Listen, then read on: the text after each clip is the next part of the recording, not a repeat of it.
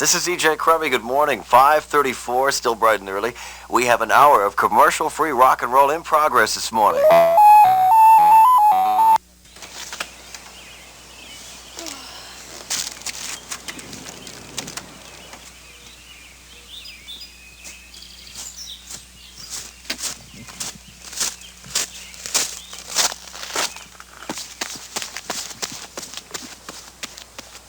Most of New England is still sound asleep when early morning runners put in their first mile of the day. In this respect, this woman is no different from thousands of other Boston area runners. So the morning runs are always hard. There's just not, my blood's not flowing yet, and I'm not loose. I'm just kind of doing it. But for 28-year-old Patti Catalano, running is more than a hobby, more than a way to keep the figure slim and the body fit. Through running, Patti Catalano has met the man she married. She has traveled the world, she has learned the meaning of dedication, and along the way, she has become America's top female marathoner. At one time or another, this woman has held or still holds nearly a dozen American and world distance records. She was the first American woman to break 2 hours 30 minutes in a marathon, and she did it a second time at Boston in '81 with a 2:27:51. Even though she finished second to New Zealand's Alison Rowe, that American record still stands, and only Rowe and Norway's Greta Weitz have run faster. This from a woman who only 6 years ago weighed nearly 150 pounds and smoked 2 packs of cigarettes a day. Back then, her name was Patty Lyons, and running was the last thing on her mind. I left home when I was about 18, and I was on my own, and had my own apartment and everything, and I was forced to be outgoing. I had to speak up for myself to get things done, and to do that I started socializing. I started going out to bars and having a few beers. And I'd go out Friday night, then I'd go out Friday and Saturday night, then I'd go out Thursday, Friday, Saturday night, and then it went like Thursday, Friday, Saturday, and Sunday afternoons, and it just snowballed. During this time, Patty held down a job as a nurse's aide at a local hospital, but she wasn't satisfied with a 9-to-5 routine and a few good times on the weekends. I was very unhappy with myself, with the way I was living.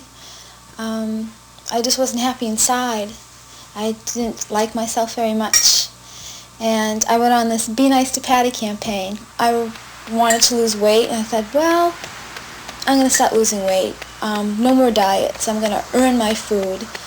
And I started walking, riding my bike, swimming, running, and I started losing weight, and I started to feel good about myself. I liked myself, and I couldn't get enough of it because I was feeling good. And eventually, I would call in sick to work so I could go out and run again. It was pretty hectic, but I liked it. She liked it so much that she entered her first marathon in Newport, Rhode Island. And without any real idea of what she was doing, she won the women's division with a 2:53:40, an extremely fast first marathon for anyone, male or female. And about this time, Patty first met Joe Catalano, her future coach and husband, and the man responsible for turning Patty's life around. When I first met him, he was a coach for the local high school in Quincy. And he had offered saying, well, if you ever need any coaching and need any help, just look me up, let me know. And, if you want to run a race or something, just let me know. And I thought he was crazy. Running in a race, coaching, it's too much. I don't want that. One day I saw her running out in the street. And I said, geez, this girl's legit. I said, she really does run hard. And as soon as I saw her, I recognized something there, that there was more to this girl than just somebody who was going out there to lose weight. I wasn't interested in him at all. I thought he was this skinny little whimpet. I couldn't imagine being a runner being so thin, and I had just absolutely no interest in him whatsoever. And it took me a year to hitch up with him again. That's when Patty changed her mind about runners and racing. She decided she could use a coach, and from that point on, Joe and Patty were a team. First as coach-athlete, and 3 years later as man and wife. He built up my confidence, and he recognized that I had a gift for running. And it took him a long time to drill into my head that, yes, I did have a gift, and yes, I should develop it. and it would be a sin. He said the word sin if I didn't. And I couldn't understand. What do you mean, not develop it? I thought about it for a while. I said, oh, I have nothing to lose, I'll try it. So I did.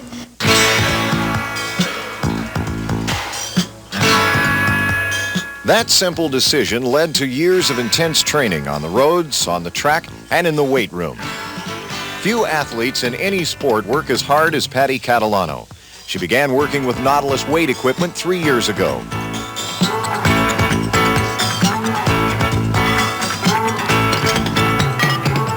Today she works on the weights 3 times a week, an hour and a half each session, pushing her muscles to the point of pain. Only then will she let up and move to the next machine. This morning she went on about a 16-mile run. It was an easy workout though. It wasn't a real hard one. It's just a nice, easy, relaxed pace. And then she comes in here 3 times a week, every other day. And sometimes she even comes here and during her off days just to do some tune-up work.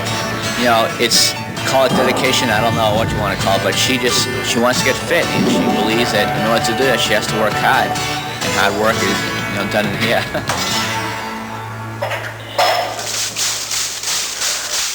Hard work is also done on the roads, at least when you're Patti Catalano. Twice a day, most every day, Patti does road work, up to and sometimes more than 120 miles a week. Looking good. Her speed work comes on the track, usually twice a week, sometimes at Boston College, where the school's football players look on in admiration. And one time I was out here so long, I was doing the repeat miles, and they kept watching me and watching me. And what they eventually did is they lined up along the fence on both sides, and they clapped. It was great. Oh, clapped in unison. Yeah, it was great. I went wild. Patti's dedication to such a rigorous training schedule has paid off in competition. From Montreal to New York City to Honolulu to Portland, Oregon, Patti Catalano has dominated her American counterparts. Her racing schedule is almost as crazy as her training routine. While other world-class runners peak for a handful of races, Patti runs dozens of races a year, sometimes training right through a race. And that, according to Bill Rogers, is what sets Patti apart from the rest of the pack. And she's all around, I think, the best women road racer in the world, better than White's or Allison Rowe or any of the runners, because she competes more frequently at a high level. And if they competed as frequently, I think they would find it more difficult, to maintain as high a level as Patti does. I'm looking for ways to develop myself, to become a better runner, to bring out the best in me. And when we find something that needs to be improved upon, well, we pursue it. So Patti has added several programs to increase her efficiency as a runner. Breathe in and all the way out. She visits her chiropractor 2 or 3 times each month in order to realign her skeleton after the pounding it receives on the roads. Oh, Good. what a relief. Right, She also spends an hour or 2 each week with her favorite masseur, Jock Simple, a man who is an institution among Boston road runners. The idea is it feels so good when I stop. And most importantly, Patti receives regular advice and large quantities of vitamins from her nutritionist. See you around. She's trying to replace the junk food she still craves from the old days with things like this high-protein concoction that she mixes every morning.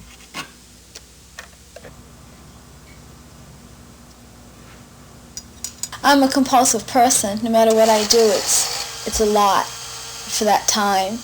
I'm one of these people, I want to diet 10 pounds off in one night. I won't eat for 24 hours, but I want to lose 10 pounds. And it's impossible. You can't do that. I want to be the best marathon runner in the world. And I thought I could do it in a year. Ha! Did I find out hard way. So I realized it's going to take a very long time. I have more things to learn about myself. And that's one of the things is patience.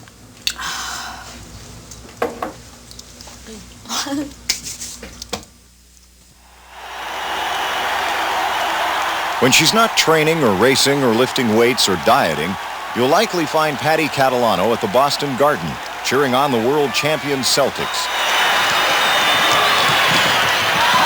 I love Boston. There's everything here. You got the Celtics.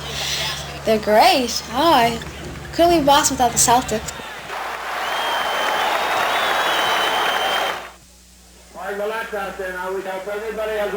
It's marathon time in Newport, Rhode Island, the scene of Patty's first marathon 5 years ago. She's won this race 4 times, and although Patty knows she won't be challenged today, she's not here for the competition. Nevertheless, any race brings a little nervousness, maybe more so on Joe's part. Don't hurt yourself, okay? All right. Patty likes the people here, and since her training schedule calls for a long-distance workout, she's decided to do it among her friends. This is the time Patty needs her coach and husband the most.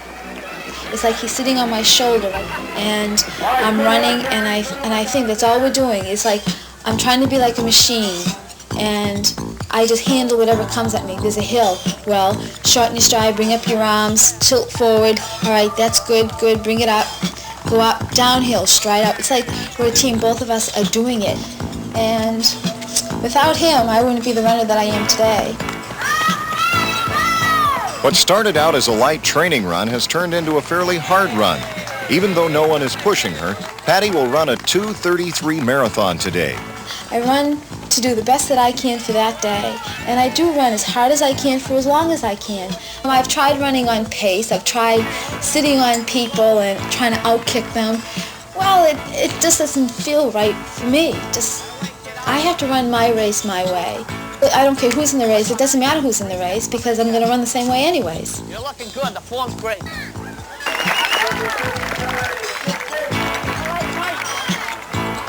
I see that finish line and it's like, oh, it's there. Oh, it's done. Thank God. Whenever Patty crosses that finish line and she's run a great race, I feel really proud of her. And, you know, it's like that split moment where, you know, you're really on a tremendous high.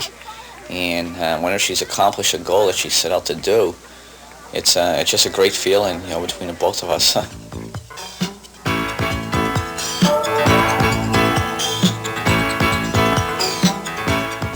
Neither Patty nor Joe can tell you what's in store for them in the future. Patty has never won the one race that means the most to her, the Boston Marathon. So she'll continue to train for that with one eye pointed towards the 1984 Olympic Games, the first Olympic Games in history to feature a women's marathon. In the meantime, she'll take it one race and one new record at a time. But success on the roads is fleeting. And more than anything else, Patty and Joe want to run. Not always competitively, but always in peace. I started in this as a lark to be nice to myself, and right now I need to compete because it's novelty to me. I like the challenge.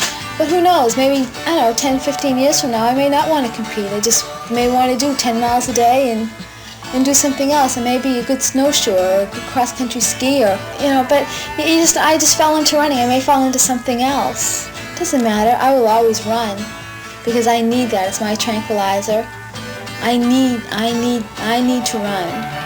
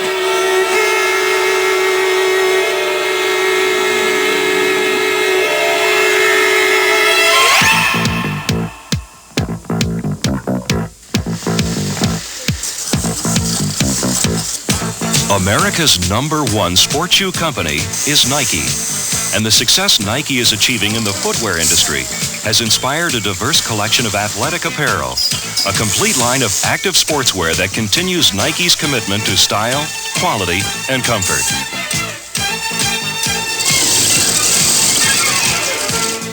More and more Americans of all ages are taking to the tracks, courts, and fields of sport. And the garments they wear before, during, and after their workouts will play a significant fashion role in the 1980s. With the intent of both inspiring and reflecting this turn towards a more active American lifestyle, Nike introduces its 1982 line of sport and leisure wear.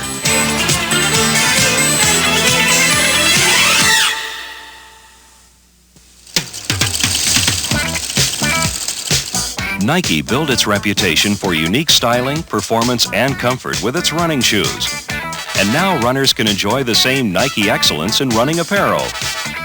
Our designers first concern themselves with authenticity and performance. For example, most of our running shorts and all of our singlets are made of poly tricot rather than the standard nylon tricot.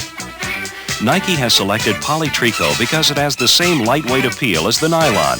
Plus, it has a unique finish which will not adhere to a nylon-based fabric. This finish allows poly tricot to wick, which means Nike running wear will draw moisture away from the body to the outside of the fabric, where it can evaporate quickly. The following Nike tops and singlets combine poly tricot with cotton mesh inserts for breathability.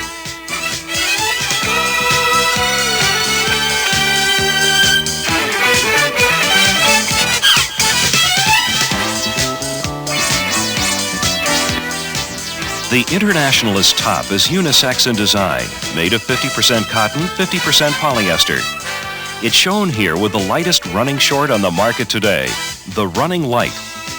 Made of 1-ounce ripstop nylon and a mesh liner, the Nike Running Light is for serious male and female runners who want a super light, fast-drying short. All other shorts in Nike's running line are made of a poly tricot fabric.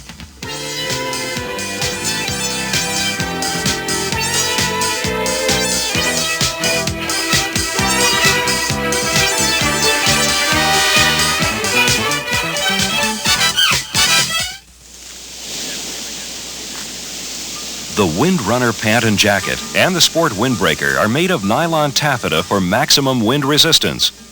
This material is coated with a non-permanent finish which repels water for 3 to 5 washings. But these coordinates were specifically designed for running in the wind.